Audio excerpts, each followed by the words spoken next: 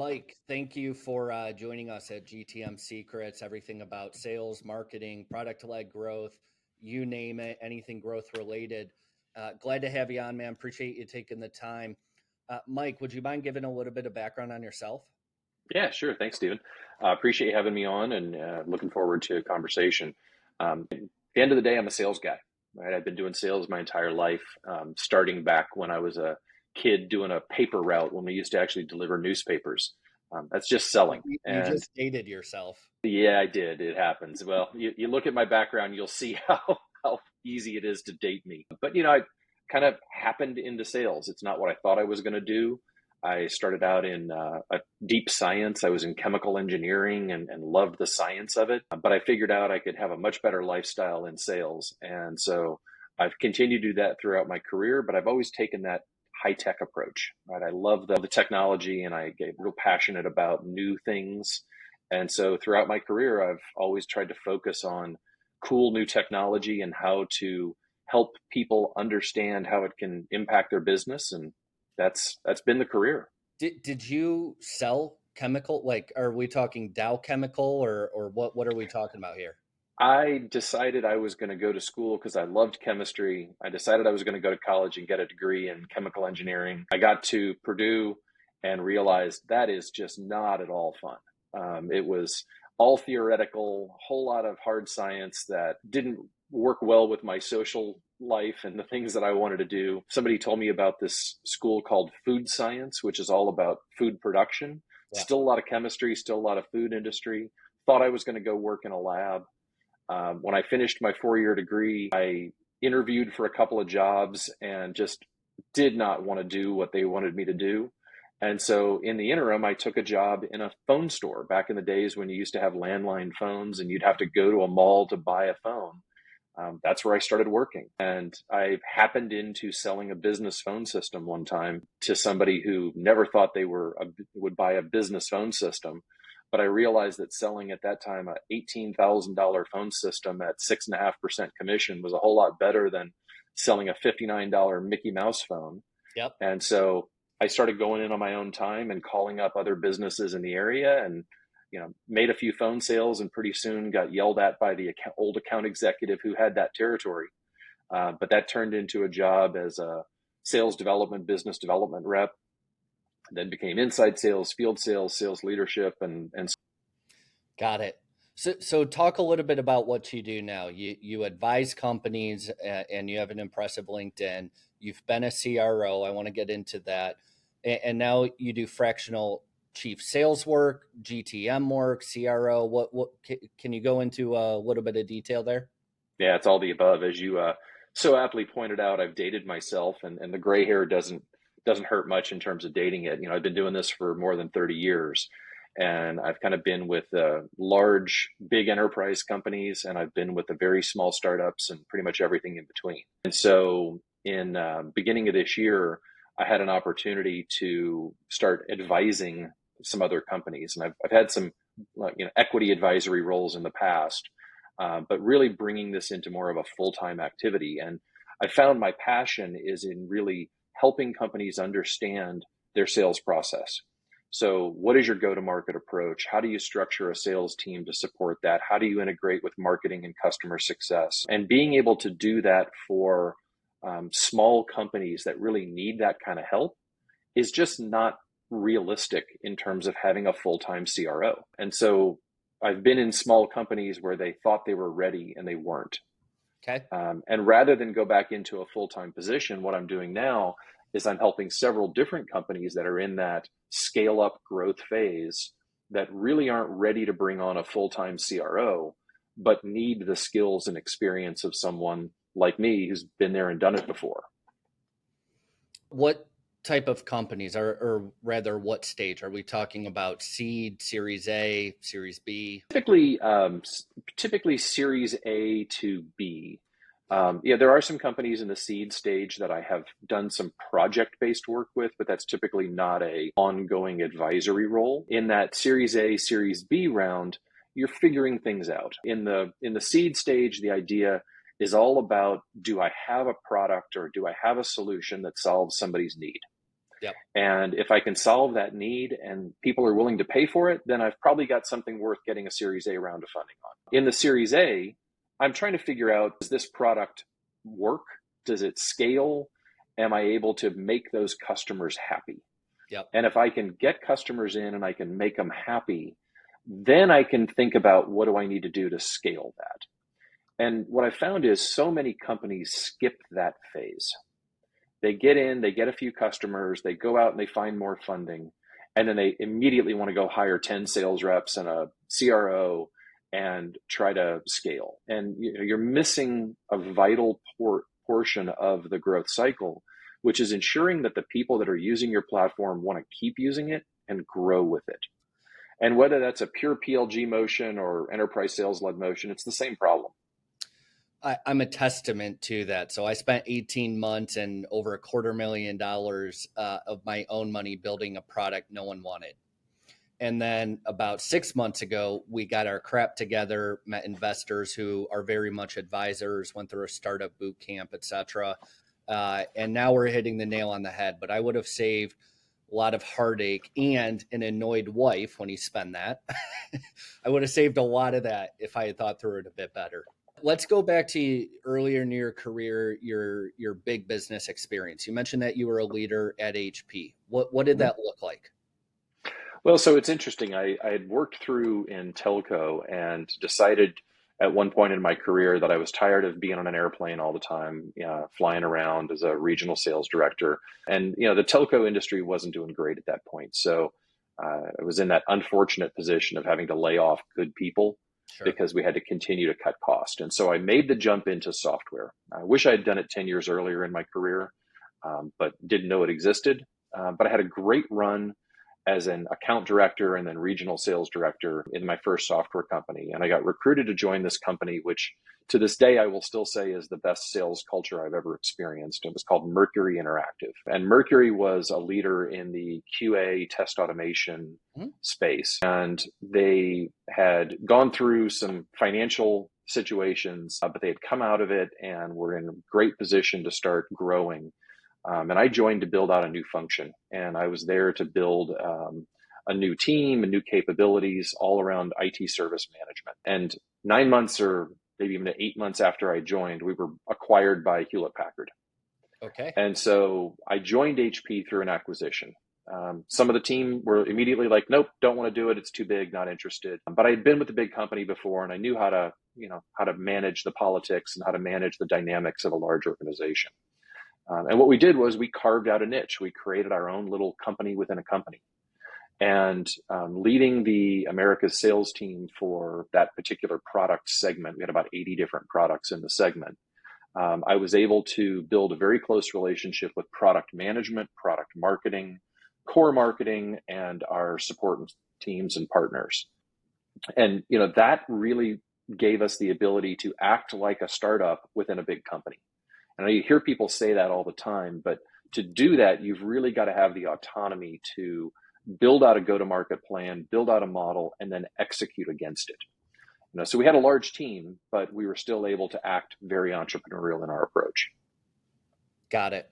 So what do the big companies do when it comes to go-to-market strategy that the little guys don't/can't? I assume that they have a lot more data, obviously bigger budgets, but take budget out of it. What are they doing that the small guys don't/can't? Yeah, the biggest difference is coverage.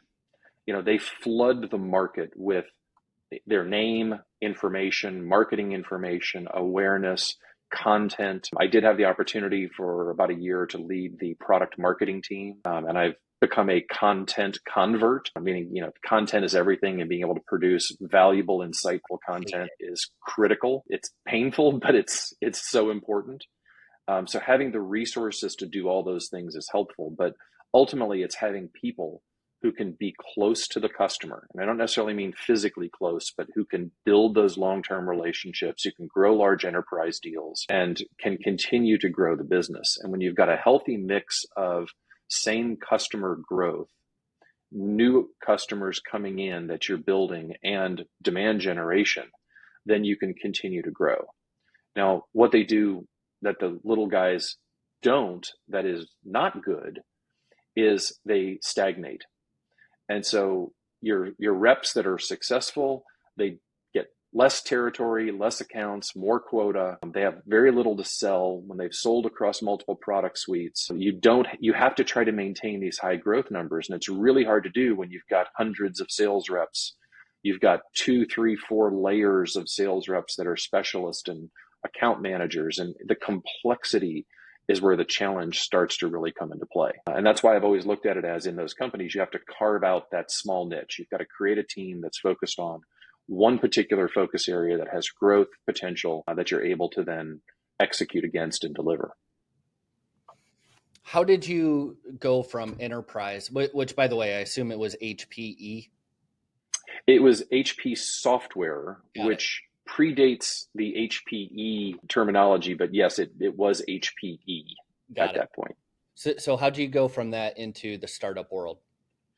So, a couple of things. I had done some early stage startups earlier in my career, and I came away with the realization that going into a startup without having the business acumen and the knowledge of how a big company works is probably not the best thing to do. And so I stayed with the big company world so that I could learn all the functions, learn all of the business side of it, so that when I did join a startup, when I didn't have a dedicated analyst relations team or a dedicated public relations team, I knew how to do it. I knew what needed to be done. And so I was recruited by a company out of Austria that at the time was tiny, nobody had ever heard of before, but we were aware of them because it was a somewhat competing product. And they had just taken a round of funding, had brought in a fantastic CEO who had some experience with HP. And it was an opportunity for me to do a couple of things that I loved. One was building out a sales team, creating a sales process that was closely aligned to the product and the marketing side of the business, and global support, global team. So I had a team in Europe. I built out a team in the US, built out a team in Asia Pac. And coming into a company at that point that was under 4 million in revenue was a huge change, but it was also really exciting because I got to really get in there and dig in and build something new. And we grew that to about 40 million in 3.5 years. And so had a fantastic run there because we took the knowledge and experience of several people who had been with big companies, who knew how to grow around a new product and a new approach to an old problem that was absolutely game-changing in the industry. So let's talk about really small companies. And you and I alluded to this before we even started, but everyone wants to go the PLG path. Identity Matrix, my company wants to go down the PLG path, but you have to get enough traction for that to even be feasible. Pretend that you are a startup founder for a second. I know you primarily work with, Series A, like you already mentioned, but if you're a startup company, what are the first couple of things that you're going to do to initiate a PLG motion? Well, I think first of all, you've got to be very honest about what problem is it you're solving, right? And what pain point are you solving and who are you solving it for? And if I've got a problem that I'm solving for compliance or risk management or IT governance, it's not PLG. Accept it. You're not going to really get a great PLG motion out of that type of a solution. No, what I'm looking for in a PLG motion is something that a single user or a team can get immediate benefit from, something that I can get access to, that I can implement, that I can actually start using, see value, so much value, or the value is so broad that I'm going to tell other people about it. And if I start using a platform, and I'll use Slack as an example, right? When Slack started, I could sign up for Slack, and then I would tell other people in my company, hey, you got to sign up for this tool. It's built in virality, seeing as it's collaboration and communication. Right. And for a PLG motion to work, you've got to have that ability for somebody to sign up for the product, to get value from that product. And to me, that value is the key point, right? If I don't get value in the first hours or minutes, if I don't see that this is going to help, I'm just going to delete it. I'm going to turn it off. I'm not going to use it. Selling a big enterprise platform like an SAP or a Workday is not a PLG motion, because I'm not getting that value. It takes months or years to implement. So the first thing I would say for a startup is be honest about what you're doing, and then try it. Get out in front of some users, give it away, give it to people, let them start using it and see what happens. And if they're, if they're taking a viral approach and they're telling other people about it, then absolutely you've got a PLG motion. Now, then you look at traditional PLG metrics, around awareness and activation, how do you monetize it? And then you can start building up in that process. But I think we try to over PLG and forget about the value that sometimes an enterprise or top-down sales approach can work. And in many cases, it's that what I would call product-led sales motion, where I'm putting out a free version, I'm getting people to try it, but then I've got a salesperson who's following up, who's taking the information that I've got 3 or 4 people in a particular team or 20 people in a company, and I'm going to a higher level person in an organization to show them the value of making this an enterprise standard. Bridging those two things together is the area where I've had most of my experience. Where do you feel with the startups that you work with, where do you feel budget is wasted? What mistakes are they making with the little budget that they have? Hiring a CRO. Which is probably not the best thing for a CRO to say, but I find far too often companies try to jump the process. They try to accelerate. And I'll blame the VCs for this, because when you take institutional money, they're putting such pressure and such demand on a founder to show growth, to show high retention rates, to show the acceleration of the business. And most people think, well, the way I have to do that is go spend a lot of money. And I spend money by hiring people. I try to train them. I try to bring them in. I've always recommended not to take that approach. And in many ways, that's why I'm a fractional CRO today, because I want to be able to provide the knowledge and experience that I've gained over the years to companies that are in that stage, but aren't ready to go spend the money that it takes to hire a seasoned CRO. Got it. No, it makes perfect sense. Do you have, so when you're working with a young startup, do you tend to start with inbound marketing, outbound sales? I'm sure there's a lot of variance in there depending on the situation, but what would be your first hire, marketer, sales, or just too broad, can't say?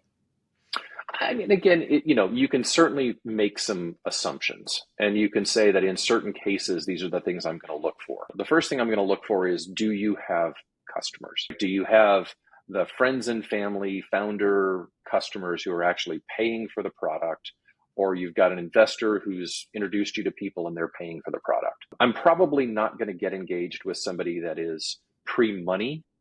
Mm-hmm. So if you haven't had some sales, then I'm probably not the best person to work with you. But once you've got some customers, I love to go talk to the customers.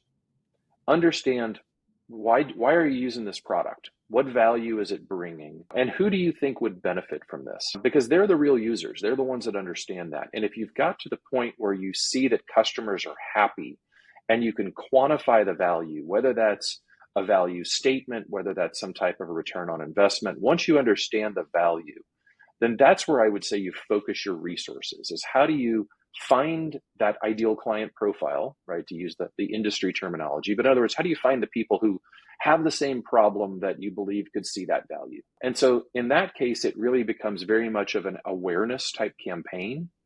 And you can find some great fractional CMOs or some agencies or third parties without investing heavily who can build out that awareness campaign and start getting the information out there. Now, if it's a pure niche product that's very focused, then maybe you do go in with a sales approach and you go in very direct to those, to those key opportunities. But until you've got enough awareness that you've got leads coming in, I hate paying salespeople heavy salaries to go prospect. Yep. Right. It's just that waste of time.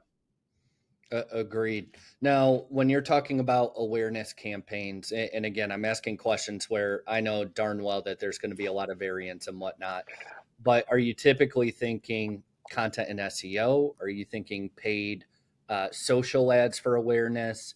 What does that actually look like? Yeah, I mean, I think typically I've had great success with SEO. The biggest challenge is quite often you'll get web traffic up. You might even get free trials going up, but you don't really know who they are or where they're coming from, right? So that's a big problem. So now you're throwing a bunch of money at something, but you don't necessarily engage with those individuals. Yep. But when I've got that traffic coming in, I found that LinkedIn advertising works great because you can be very targeted, very specific, and if you can get people to engage. But again, I think it all comes back to messaging and content. Am I creating content that is interesting, that's adding value, being generous with the knowledge that we've created or the situation we've created? So it's not just saying, you've got this problem, I've got the solution. It's, understand the problem. What approaches are you taking to solve that problem? Here's what other people are doing. Here's the benefit they've achieved. And that doesn't necessarily mean I'm promoting my solution. I'm just talking about the situation. And if that leads them back to my solution, then we're doing it right. Makes sense. I appreciate that. Any other last advice, tips, tricks that you would recommend to a seed, a series A, B? I mean, I know that's broad, but general tips around go-to-market that people don't think of.